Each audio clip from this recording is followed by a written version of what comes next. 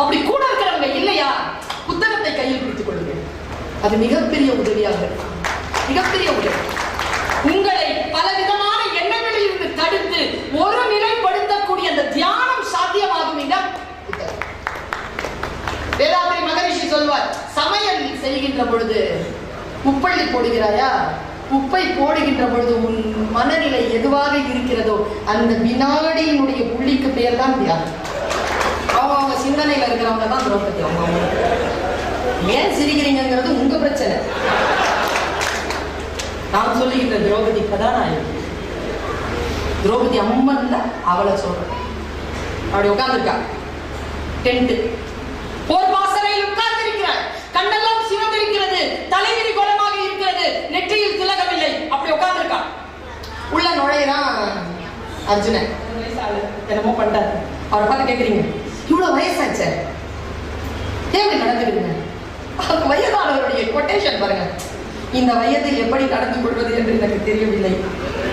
ஏனென்றால் இந்த வயதில் இதற்கு முன் நான் இருந்ததில்லை. கவலையின்றி சுவாசியுங்கள். உலகின் தலை சிறந்த மருத்துவர்கள் உங்களுக்கு சிகிச்சை அளிக்கிறார்கள். நுரையீரல் அறுவை சிகிச்சையில் உலக விகிதத்தை விட அதிக வெற்றி. நீங்கள் புகைப்பிடிக்கும் பழக்கம் உள்ளவரா? ஆண்டுக்கு ஒரு முறை லோ டோஸ் சிடி ஸ்கேனில் பரிசோதித்து உங்களையும் உங்கள் குடும்பத்தாரின் பாதுகாப்பை உறுதி செய்து கொள்ளுங்கள். ரூபாய் 5000 மதிப்புள்ள பரிசோதனை ரூபாய் 2500 மட்டுமே. தங்கம் மருத்துவமனை, நாமக்கல் மற்றும் கான்பூர்.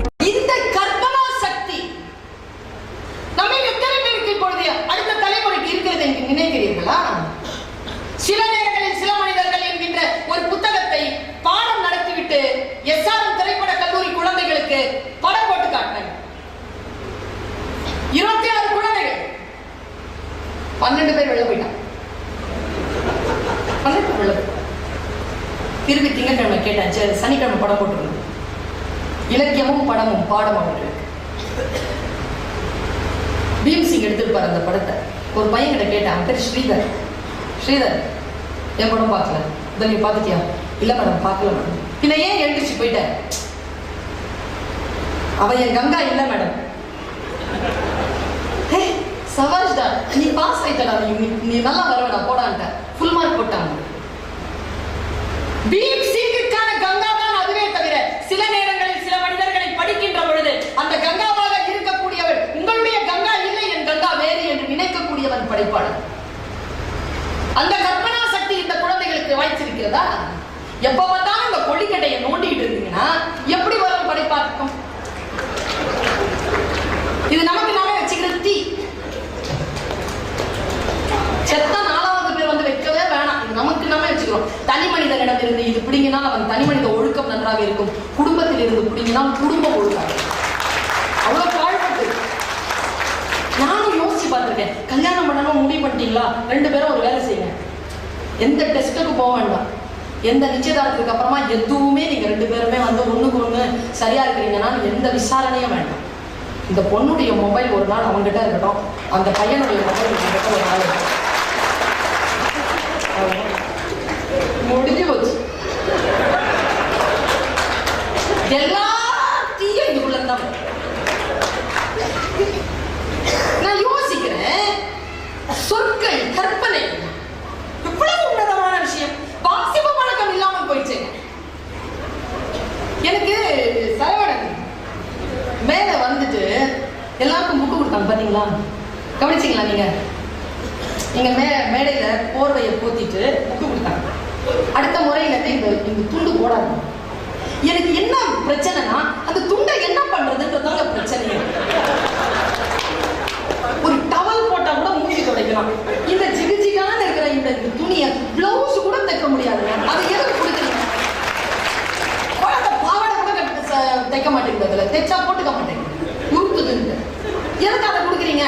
அதுக்கு இன்னொரு புக்கை கொடுங்க. விழா கொடுத்து சந்தோஷம். அப்பா ஒரு செலவு எங்க அம்மா குறைச்சிட்டு போயிடுச்சு.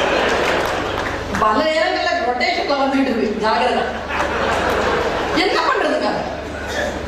ஆனா நான் சரவணனை பார்த்தேன். ஒரு புத்தகத்தை எடுத்து அதை சகாவிடம் கொடுப்பதற்காக போனார் நண்பர். அந்த புத்தகத்தை வாங்கி வைத்துவிட்டு வேறொரு புத்தகத்தை சகாவிடம் கொடுத்தார் சரவணன். ஏன் தெரியுமா? சரவணனுக்கு தெரியும் சகாவுக்கு எந்த புத்தகம் அவருடைய வாழ்க்கைக்கு துணையாக இருக்கும், எனக்கு எந்த புத்தகம் வாழ்க்கைக்கு துணையாக இருக்கும் என்று தெரிந்து கொண்டு அந்த நண்பன் அந்த புத்தகத்தை மாற்றிக் கொடுத்தார். இந்த நுட்பம் தானே வாழ்க்கை, இந்த நுட்பம் தானே அன்பு. ஒருத்தர் சொல்றான், அப்ப தாத்தா நீ வாங்கி கொடுத்த இந்த தபேலா அந்த டமாரத்தால நான் நிறைய சம்பாதிக்கிறேன் தாத்தா. எப்படிரா? அதை வாசிக்க கூடாதுன்னு சொல்லிட்டு பாட்டி டெய்லி 10 ரூபா கொடுக்குறான். அந்த கிஃப்ட் எல்லாம் கொடுக்கப்படாது, பயன்படுற மாதிரி கிஃப்ட் கொடுக்குறோம். பாருங்க, பயன்படுற சொல். கேமரா ஆன் பண்ணுங்க. நிச்சயமாக நான் அறுதிட்டு சொல்கிறேன், நான் சொல்லுகின்ற இந்த சொல் உங்களுடைய வாழ்க்கையில் நிச்சயம் துணை செய்யும். பெரிய ரகசியம் என்ன தெரியுமா பிரச்சனை? பல மன்னர்களுக்கு சாணக்கியர்கள் போல் மக்கள் கிடைத்தார்கள். அறிவார்ந்த துணை பல பேருக்கு கிடைத்திருக்கிறது. நான் சொல்றேங்க, புத்தனுக்கு கூட அசோகனால் தான் பெருமை. அசோகன் ஒருத்தன் இல்லைன்னா புத்தன் புகழ் வந்திருக்காரு. கூட இருக்கிறவங்க அவ்வளவு சிறப்பா இருக்கும். அப்படி கூட இருக்கிறவங்க இல்லையா, புத்தகத்தை கையில் பிடித்துக் கொள்ளுங்கள். அது மிகப்பெரிய உதவியாக இருக்கும், மிகப்பெரிய உதவி. உங்களை பல விதமான எண்ணங்களில் இருந்து தடுத்து ஒரு நிலைப்படுத்தக்கூடிய அந்த தியானம் சாத்தியமாகும் இடம் புத்தகம். வேதாத்ரி மகரிஷி சொல்வார், சமையல் செய்கின்ற பொழுது உப்பள்ளி போடுகிறாயா, உப்பை போடுகின்ற பொழுது உன் மனநிலை எதுவாக இருக்கிறதோ அந்த வினாடியினுடைய புள்ளிக்கு பெயர் தான் தியானம். அப்படி மாறிடுச்சுன்னா அளவு மாறிடும். அந்த தியானம், அந்த தியானத்தோடு நான் சொல்லக்கூடிய விஷயங்களை கேட்கிறேன், சொல்லுகிறேன். கேமரா ஆன் பண்ணு. ஆனா கனெக்ஷன் சரியா வந்திருக்குதா? பிளக் கொஞ்சம் லூஸா இல்லாத மாதிரி பார்த்துக்கோங்க. ஃபுல்லா மேட்ரு கேட்டாதான் புரியும். இது திருப்பூர் கிருஷ்ணன் சொன்னது. இவ்வளவுலாம் அழகா அவர் சொல்லலை, சுமாரா தான் சொன்னார். நான் தான் இவ்வளவு அழகா சொல்றேன். அதுவும் சொல்லிக்கிறோம்ல. நான் என்ன அந்த வாத்தியார் கிட்ட தான் சொல்லுவேன், எப்பா நான் சொன்ன நீ கேளுப்பா. ஏன்னா நான் பிஎட் படிச்சிருக்கிறேன், அது ஒரு ரெகுலர்ல படிச்சிருக்கிறேன் அப்படின்னு சொல்லுவேன். பசங்க வந்திருக்காங்க. ஒருத்தர் சொன்னார், இது சூப்பர் மேட்டர், இதை சொல்லிட்டு நான் அந்த கேமரா விஷயத்துக்குள்ள போறேன். சொற்கள் பாருங்களேன், எந்த நாசம் பண்ணதுங்க சொற்கள். இந்த வயது ஒருத்தர் தப்பு பண்ணிட்டாருங்க, ஒரு 60 வயசு ஆளு என்னமோ பண்ணிட்டாரு. அவரை பார்த்து கேட்குறீங்க, இவ்வளவு வயசாச்சே ஏன் நடந்துடுங்க? அந்த வயதானவருடைய கொட்டேஷன் பாருங்க, இந்த வயதில் எப்படி நடந்து கொள்வது என்று எனக்கு தெரியவில்லை, ஏனென்றால் இந்த வயதில் இதற்கு முன் நான் இருந்ததில்லை. சூப்பர்ல, என்னங்க சொல்லு, நம்மள ஆட்டி படைக்குது சொற்கள். அவர் சொன்ன வார்த்தைகள் பாருங்க. கேமரா தலையில் கோலமா வச்சு உட்கார்ந்துருக்கா. யாரவ தொக்கு கொடுக்கிறதா இருந்தா இது வந்திருக்காரு. இந்த புத்தகத்தை கையில் கொடுத்ததுனால வந்த கதை. திருப்பூர் கிருஷ்ணன் ஞாபகம். தலைவரி கோலமா வச்சு உட்கார்ந்துருக்காங்க. யாருங்க அவ? கண்ணகி. நான் உங்கள் எல்லோரையும் அவ்வளவு மரியாதை செய்கிறேன் என் தமிழ் தோழமைக்கு. தமிழ் கதாநாயகியினுடைய பெயரை சொன்னதான். ஆனால் நான் சொல்லுவது வடநாட்டு கதாநாயகி திரௌபதி. திரௌபதி உட்கார்ந்துருக்கா. ஒவ்வொருத்தருக்கும் திரௌபதி வேற.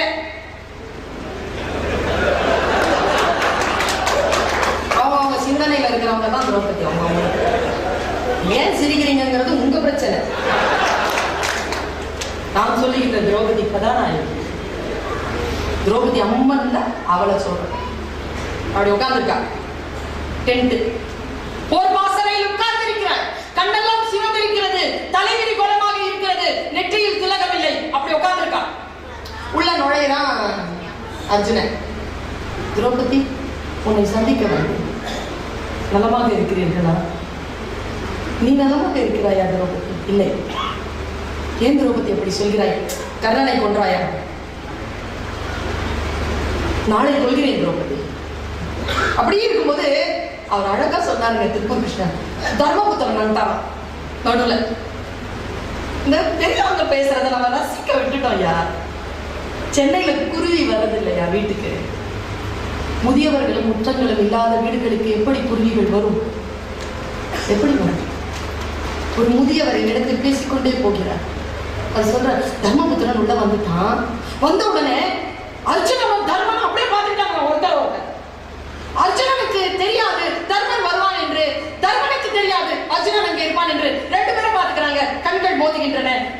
பேசினான். வெளியில் போர் நடக்கிறது, நீ என்ன செய்கிறாய்? இங்க தர்மனுக்கு இந்த கேள்விக்கு பதில் அர்ஜுனனுக்கு தெரியும்.